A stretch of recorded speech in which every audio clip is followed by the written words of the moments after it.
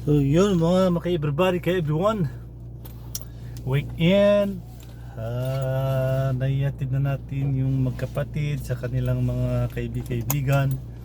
At ngayon naman,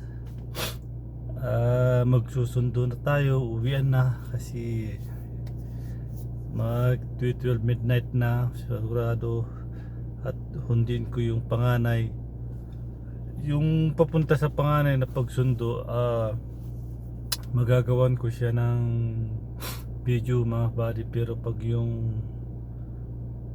susunduin na rin namin yung kapatid niyang bunso, malamang hindi ko na magawang papunta doon mga kabady, kasi ayaw nila yung ganito magamit ako ng cellphone pagkasama ko sila. Kaya nakagagawa lang ako ng mga upload ko mga ka-everybody pag ako'y mag-isa lang sa sasakyan. So for safety and respect na lang, kahit mga bata pa mga yung mga dalaga pa sila, trabador lang tayo, kailangan natin sumunod sa mga ayaw nila, mga bawal. So let's go mga everybody. Lord, gabayan mo ko Lord sa aking biyahe. Ilayo mo ko sa mga driver na nagmamadali, mga driver na mainitin ang ulo. Gabayan mo ko Lord na makauwi kami ng maayos, hindi lang ngayon, segundo hanggang sa matapos ko ang aking kontrata. So let's go. Yun no, i-zoom ko lang mga kabady para maayos yung video. So tara na.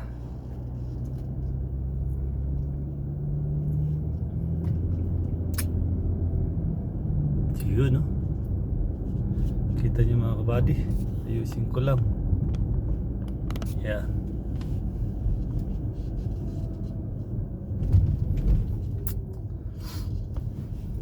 Malayo yun mga ka-everybody, siguro mga nasa 24 minutes or 20 kung hindi matraffic. Baka abutin lang siguro mga 18 to 19 o 20 ganyan mga kapatid. Pero estimate ko lang talagang nasa 20 or 25 kasali na ang traffic. Pero sana hindi tayo trafficin mga ka-everybody kasi weekend ngayon.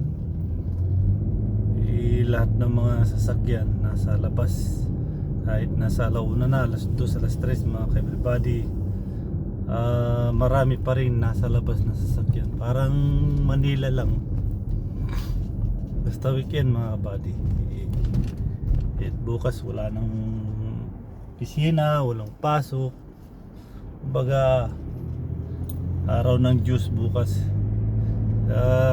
God day bukas mga ka-everybody.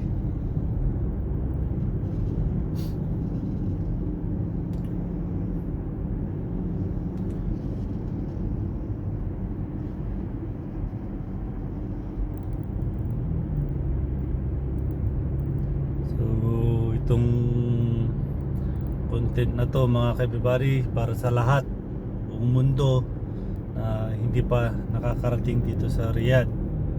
So please subscribe and help my Rio Vlog TV.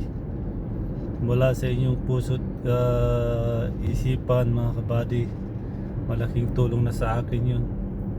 At yung mga pagtulong sa akin at pag ako'y natulungan ni Mr. and Mrs. YouTube tsaka mga staff, at ako ay kanilang pinagbigyan, tutulong din tayo mga kabady. Kung ano yung ginagawa sa atin ng mga ibang tao na hindi ko kilala, ganun din ang gagawin ko. Kumbaga pag binigyan ka ng blessing, i-share mo rin sa taong mas nangangailangan. Ganun lang mga ka-everybody.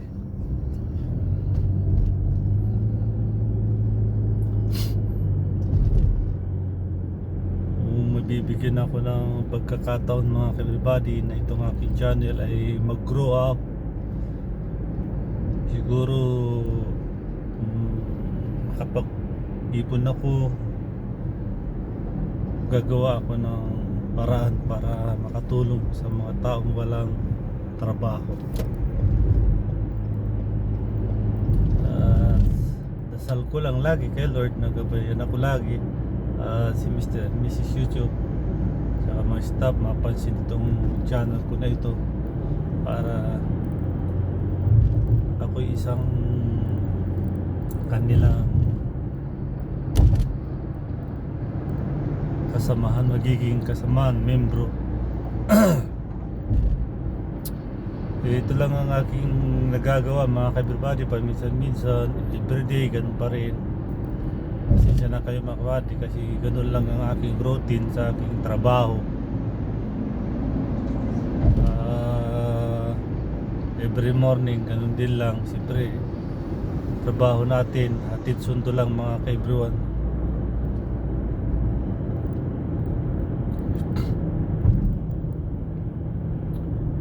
Tulad nito mga kabady, ang pinupunta lang naman mga nito mga kabady, itong mga kapatid na inahatid ko, kung hindi sa mall, mga kaibigan, ano lang,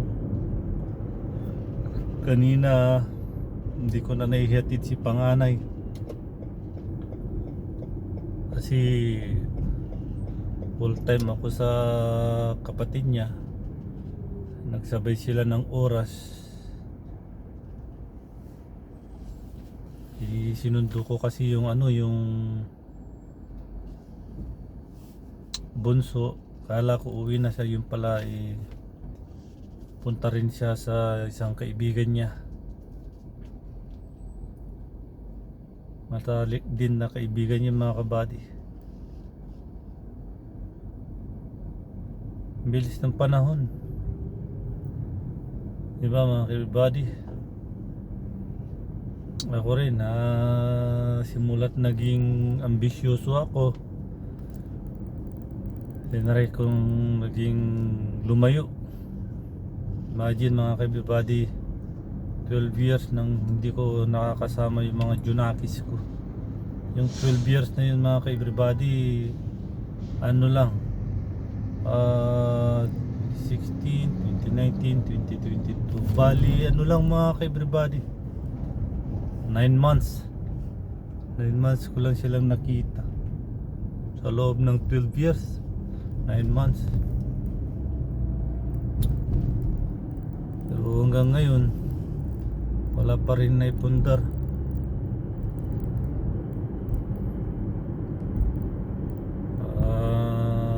Wala akong tawag dito, yung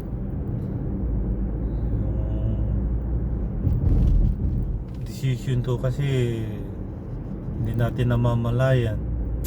Nauna yung pagkakaroon ng mga anak bago nagpundar. Kaya sa lahat ng mga kabataan na wala pang asawa, umaasa pa sa mga anak, lalo na mga OFW, magulang nila, pag pinapadalan kayo mga kiddos, mga kabataan, huwag nyong isagad na gastusin yung perang pinapadala sa inyo. Mag-ipon din kayo, pag-aralan nyo, mag-budget mga mga kabataan, mga teenagers. Try nyo magsariling sikap. Kahit tumingin kayo, kahit binibigyan kayo, pinapadalan kayo, gawin nyo pag-aralan ng buhay nyo. Dapat sa loob ng habang tawag dito pinapadalan kayo, hindi nyo pa nararanasang magtrabaho, pagpawisan ng pera natatamasan nyo, nahawakan nyo. Try nyo mag-budget mga kabataan. Sa lahat ng makakarinig nito,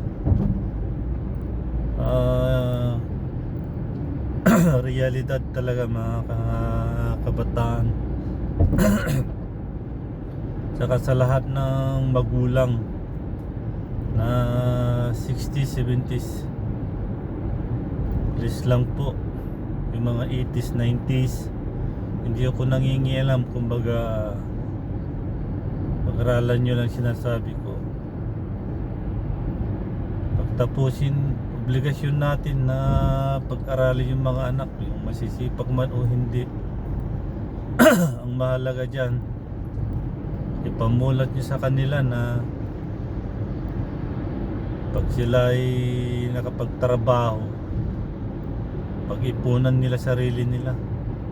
Huwag nilang tanggalin na yung tradisyon, mga kababayan, na anak na naging magulang na rin. Alisin nyo na yung tradisyon na pag-aralin ang anak, pagtapusin ng anak, tapos pag siya ay nakahanap ng trabaho, babawi siya, tutulong siya. My God, my goodness, mali yun mga kapwa ko magulang na OFW. Maling ganun na tradisyon kahit na yung nasa Pilipinas. Maling tradisyon pag yung mindset na ganun, ibahin natin. Kawawa ang mga anak natin, mga kababayan ko na magulang ngayon. Huwag ganun. Hindi ko kayo tinuturuan, kumbaga nasa totoong realidad tayo. Kawawang anak natin pag nakapagtapos, nakapag-aral, nagtrabaho, sumasahod, tapos binibigay nila sa magulang. Isipin nyo mga kapwa ko magulang, pag ganun ang mindset natin lagi, kawawa yung mga anak natin. Tatanda sila na wala silang pinagpundaran, tatanda sila na wala silang hawak na pera, tatanda sila, magkakaedad sila na hindi nila napag-ipunan ang kanilang future na magiging magulang din. Masakit man tanggapin, pero yun ang katotohanan. Kaya payo ko sa mga anak na makakapagtapos ngayong taon, good luck sa inyo. Maghanap kayo ng trabaho nyo. Kung sakaling sumahod na kayo, gawin yung 70% sa inyo, 30% sa magulang. Kung talagang gusto nyo tumulong, 30% lang.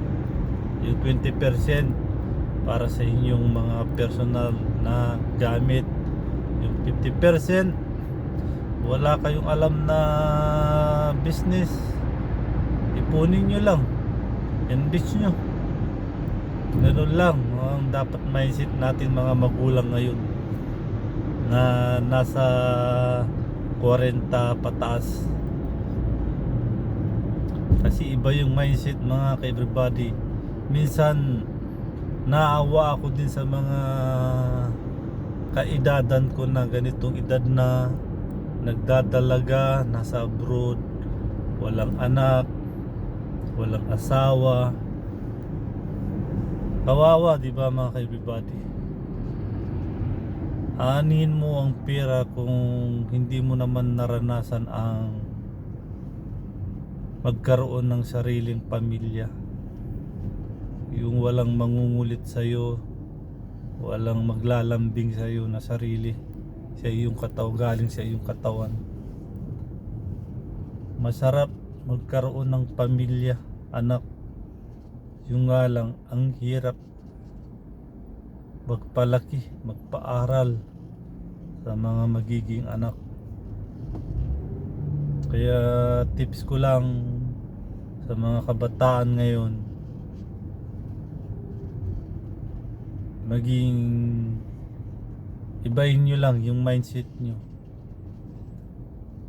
At lalo na din sa mga junakis ko, kung mapapanood nyo to, yung mga pinagsasabi ko, kailangan yung pag-aralan. Kasi sa totoo lang mga ka-everybody, maaga yung mga anak ko na nagwatak-watak kami. Pero malaking pasasalamat ko na rin doon sa mga hipag tsaka bayaw ko. Kasi nandoon sila na naggabay. Nung sila ay 5 taon, 6 na taon. Pero nung 7 taon na sila mga kabady at magwawalong taon ganun, sinubukan ko na silang pinagsama na tumira sa aming munting bahay na tagpi-tagpi na hindi pa natatapos hanggang ngayon.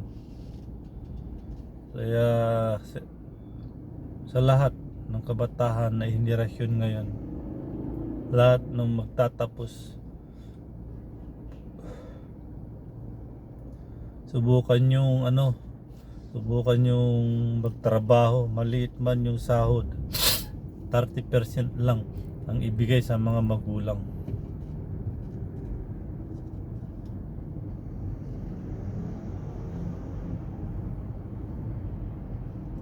Kasi kawawa talaga mga kabataan ngayon na, o kahit yung nakalipas pang mga kabataan na nakapagtapos, nakapaghanap ng trabaho. Imagine, marami akong nakikita na nagdalaga, nag-abroad, tumanda na wala pang sariling pamilya. Imagine mga everybody. Hindi ako nangingialam mga everybody, kay everyone. Kasi kumbaga i-share ko lang yung nangyayari, nakikita ko. Sakit sa katotohanan na trabaho ka ng trabaho, pag uwi mo tumanda na yung mga magulang mo, natapos mo kontrata mo, tapos uuwi kang minsan nakabaon, minsan naitabon na. Masakit, di ba mga everybody, kay everyone.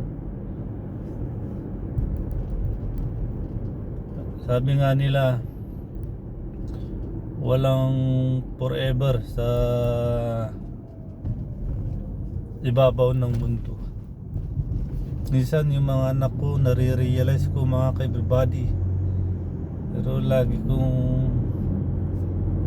sinasabi sa kanila na tanggapin nilang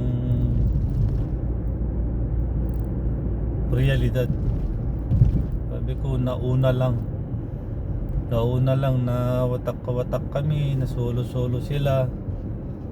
Sabi ko, darating din ang panahon na kaming mga magulang nila ay mawawala rin sa tabi nila.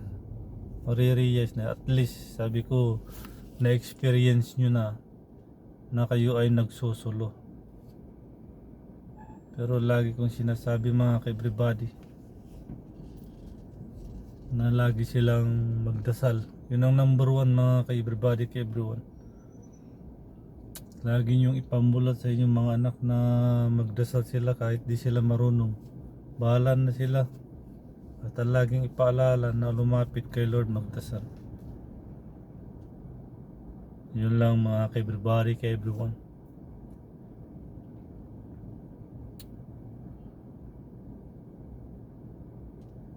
Kakamis.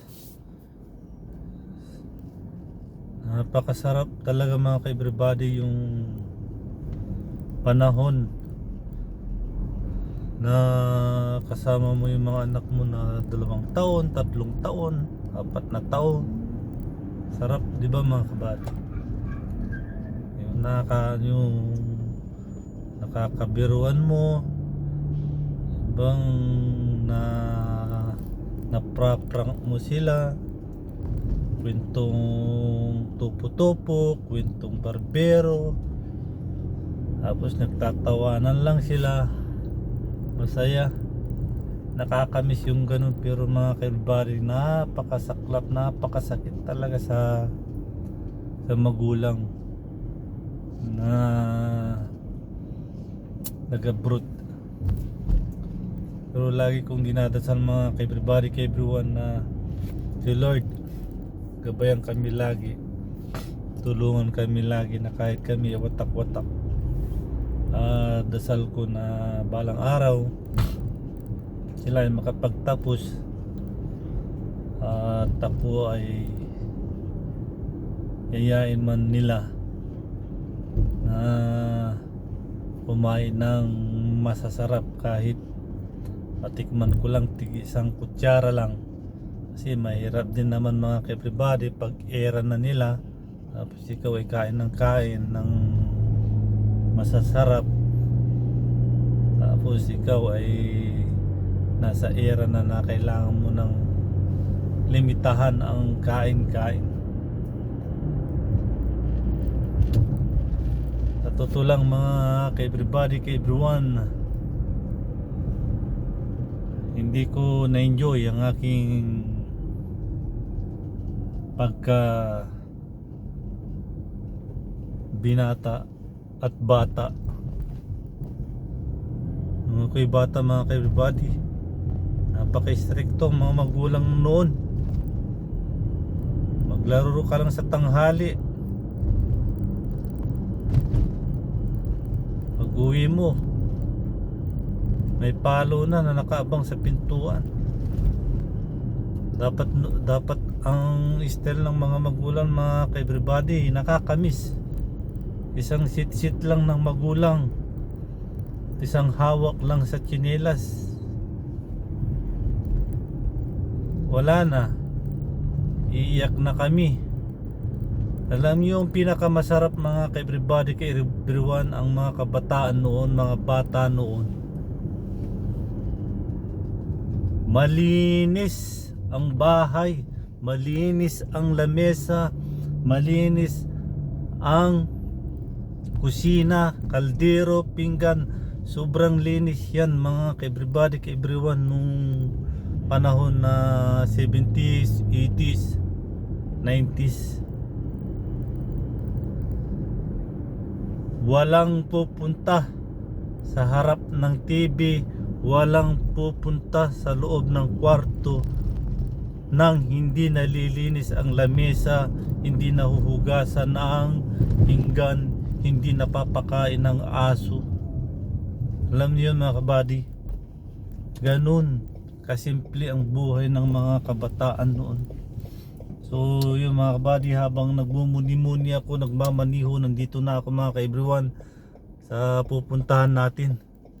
Tignan niyo mga kabady, 22 minutes.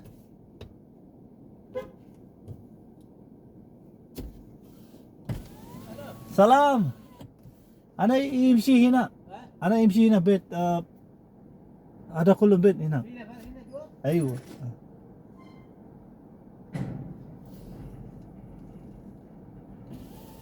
So, yung mga kabady, hindi ko alam, nakalimutan ko na sabihin yung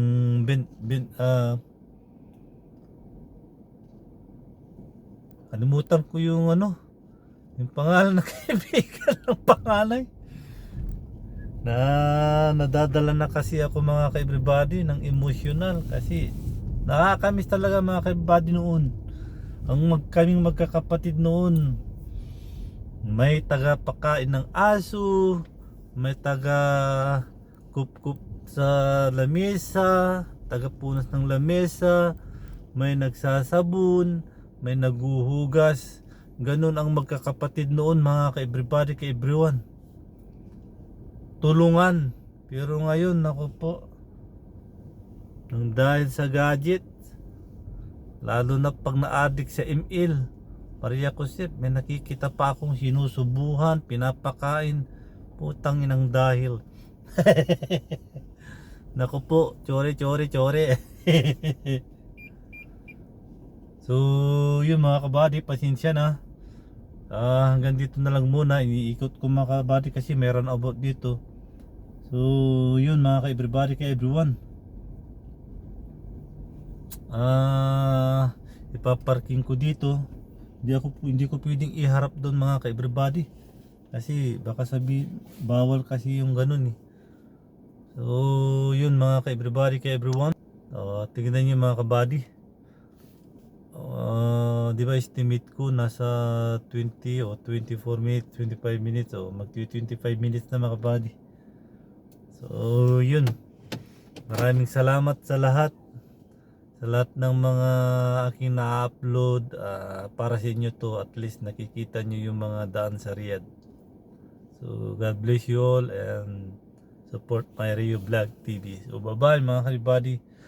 Hanggang dito na lang muna kasi mimiss ko na yung panganay para lumabas na. So bye bye.